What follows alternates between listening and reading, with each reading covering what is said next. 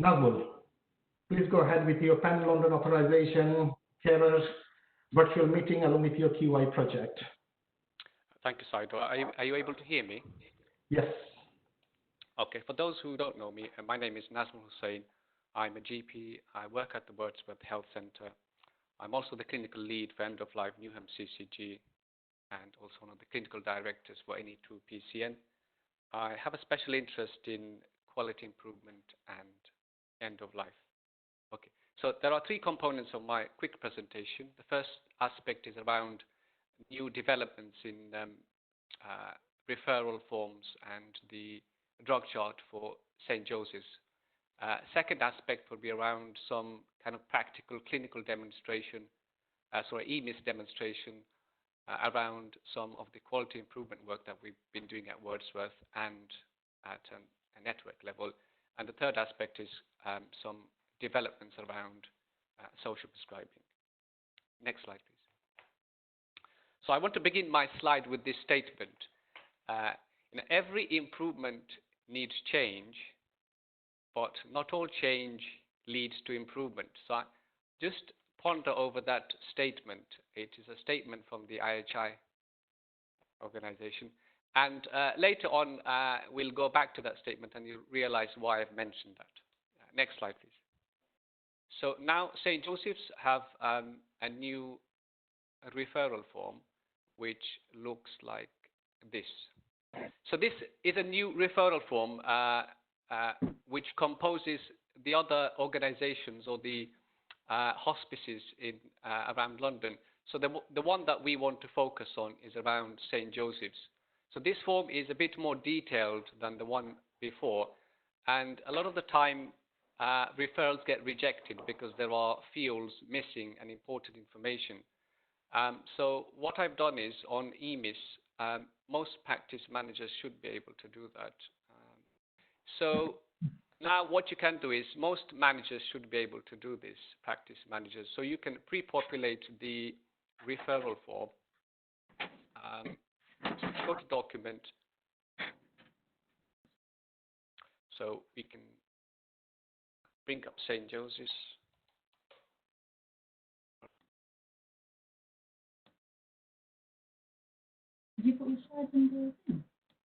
Okay. Are you able to see this highlighted form?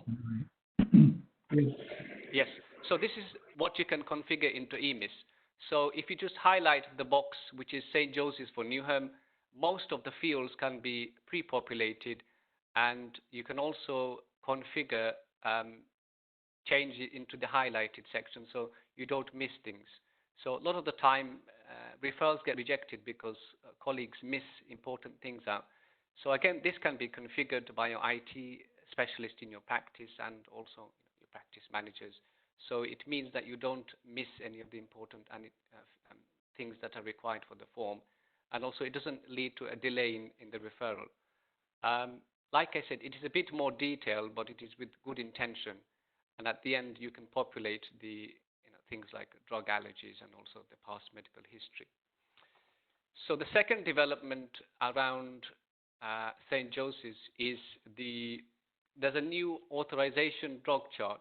So when you refer a patient to St. Joseph's, you need to refer using the new referral form, and also there is a new drug chart. This is called the MAR chart. This is called the Medication Authorization and Administration chart. So that form looks like this.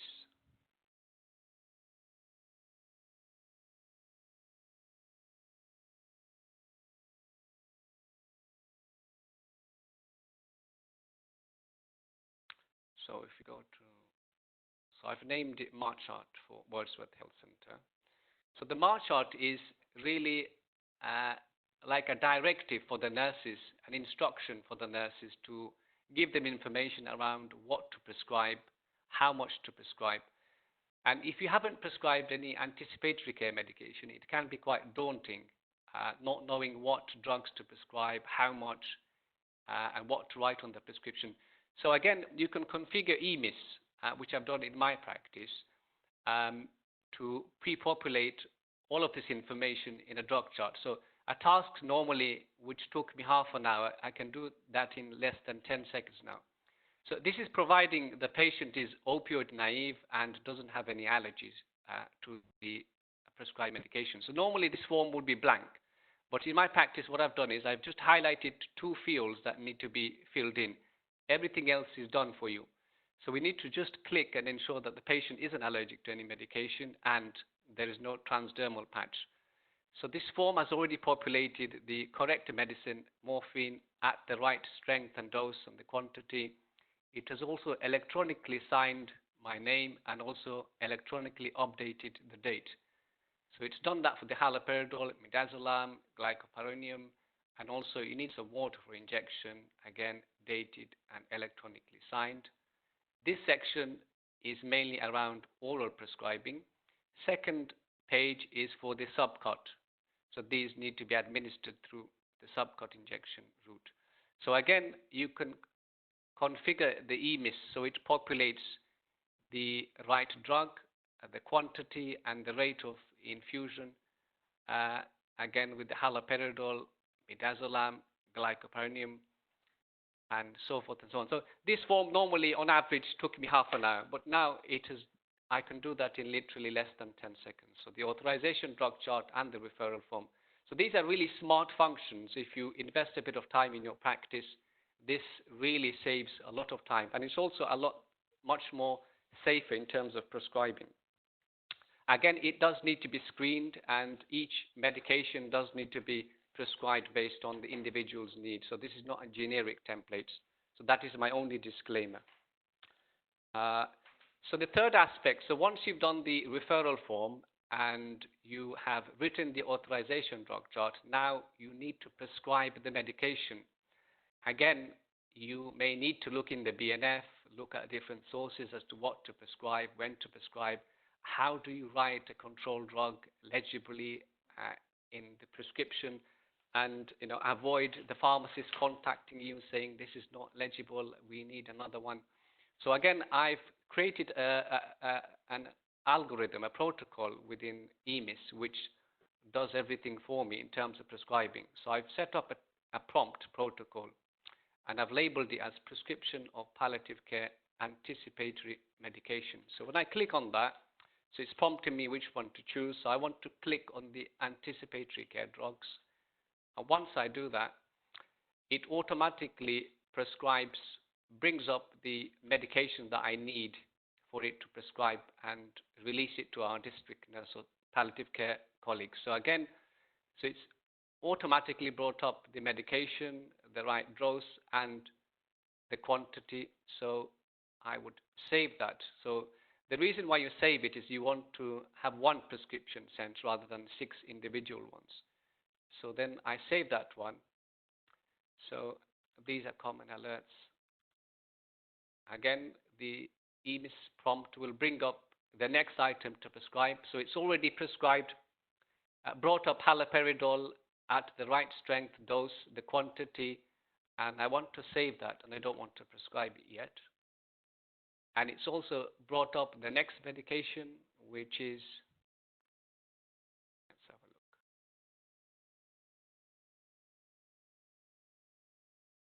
So the next one is midazolam. Again, this prescription is CD compliant, so you should never be getting a call from the pharmacist saying it is not legible or legal.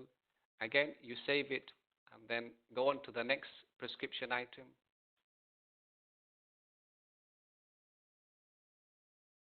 Again, save it. So it's brought up morphine at the minimum. This is the safest prescribing level with the directions.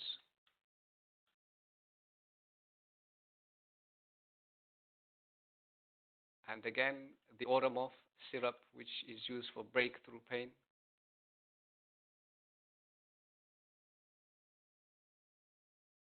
Again, finally, water for injections.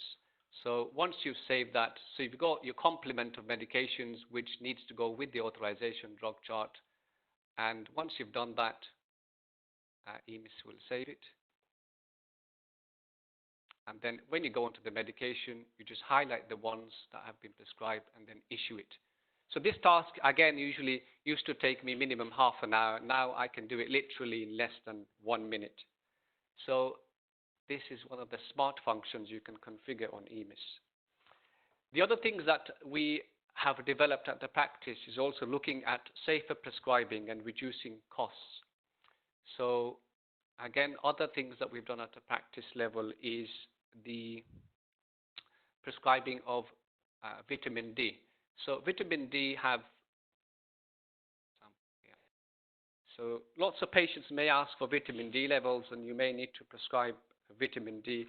Again, there are lots of doses and strengths and forms available. So again, at a practice level, I've developed an algorithm here which automatically configures what to prescribe, when to prescribe. So it's a prompt here. When you click on that, it's giving me some options as to who to prescribe it for. So I want to prescribe it for someone who is vitamin deficient and above 18 years of age. You click that, and then in less than 2 seconds, there's your prescription for vitamin D. And that you can send off to the prescription or print out. Another one which I found really useful and has avoided me carrying the BNF around is the Helicobacter pylori triple protocol. So this is medication used for bowel infection. Again, you click on the alert and prompt. It's asking you if the patient is penicillin allergy, and let's say the patient is. And there you go. It will automatically print out the prescription that you need to prescribe the Helicobacter pylori medication. Again, you are advised to save it initially, and then you can print off as a batch at the end. So again, this is safe, effective, and also when CQC come along, you can say this is how we are very effective as a practice. So these are some of the smart functions on EMIS you can configure and set up. The second aspect that I want to go over is around the DMARD prescribing. When CQC come along, they will definitely ask you about audits around prescription of high-risk drugs which require frequent monitoring and a shared care protocol from the secondary care colleagues. So again, I've set up lots of protocols and alerts. So whenever you, for example, want to prescribe a DMARD medication, for example, here I want to reissue a prescription for methotrexate, and I click it, and I've got lots of prescriptions, and I just whiz through proceed. Just testing it today, so proceed. So it will bring up an alert here asking you to click on the trigger. So it says drug monitoring, do not ignore, please click. So once you click that, it will take you to the template. So this template has everything you need to know about methotrexate monitoring. It populates, captures all the blood tests that the patient has had, which has been populated in EMIS, and then you can flick through to see, yes, the patient recently had blood tests, these are all fine. And if for any reason you don't know how often the drug needs to be monitored, I've created a second tab here around methotrexate monitoring. So you can see here, it says initially FBC's user needs liver function weekly for 8 weeks and thereafter 3 monthly. So there is also a link at the top that you can go to a website which will give you the precise shared care guidance around when to prescribe and what not to prescribe when the blood tests come back abnormal. So this table populates all the blood tests, but also you can't just sign it and say, well, that's fine, I've done it. You need to sign it electronically as well. Tick that you have done the high-risk drug monitoring. It will ask you what is it that you've just prescribed. So methotrexate, and again, you need to ensure that it's always 2.5 milligrams tablets, prescribed 2.5 milligrams weekly. And then it's asking you again, I confirm that I have checked all the required fields and take full clinical responsibility before signing. So that gives an emphasis, well, have I prescribed the right item and checked everything? So once you prescribe it, you can do a medication review and just save it. So once you save it, all that information is captured in the patient's notes. So when CQC come along and ask for audits around your DMARD or high-risk drug medication, you can audit this and say, look, here is the evidence. that we monitor all our high-risk drugs. So again, there are separate protocols that I've developed for warfarin prescribing. Warfarin monitoring is slightly shorter and requires less time. Again, another prompt. It will bring up the table for warfarin monitoring.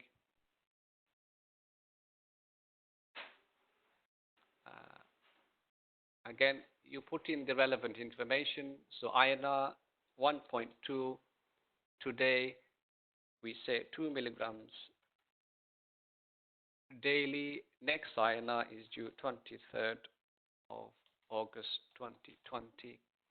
And again, electronic sign that you have acknowledged and checked everything. Save it, and again, that information gets saved in the patient's note. So when CQC come along, you can show that. The last one, which is also very important, is around your valproate monitoring. So when CQC come along, they would want to ensure that the valproate monitoring is safe. There is a high risk of teratogenic effect, especially if used in childbearing age. Again, there is a protocol here that I've set up. I want to prescribe sodium valproate. It will take me to a prompt. Click the prompt, and you see it has brought up all the relevant information I need to know about valproate prescribing, some text here, a link to the valproate monitoring tool if you haven't got access to that. This was the last entry made, a recent entry. So in this case, it is not indicated because it's been recently done. And again, once you save that, this text gets saved onto EMIS, and there you go. You can show that to your CQC inspector if they ask for it.